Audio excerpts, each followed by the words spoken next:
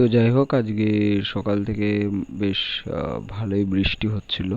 তো দুপুরবেলা কাজ থেকে ফেরার পরে ভাবছিলাম কি করব, একটা নতুন কিছু ড্রয়িং করা যাক।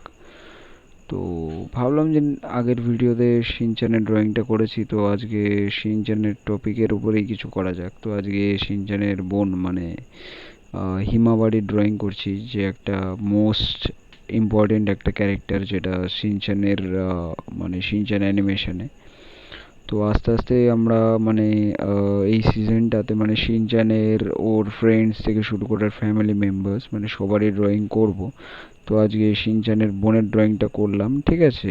ফার্স্টে আমরা ওই এইচবি পেন্সিল দিয়ে আউটলাইনটা করার পর তোমার হচ্ছে মানে সরু যে মার্কারটা হয় আমরা যেটা নর্মালি ইউজ করে থাকি, তো ওটা দিয়ে আউটলাইনটা হাইলাইট করলাম, যাতে তোমরা আর কি বেটার মানে বুঝতে পারো যে কি টপিকটা আর কি আজকে ড্র করেছি।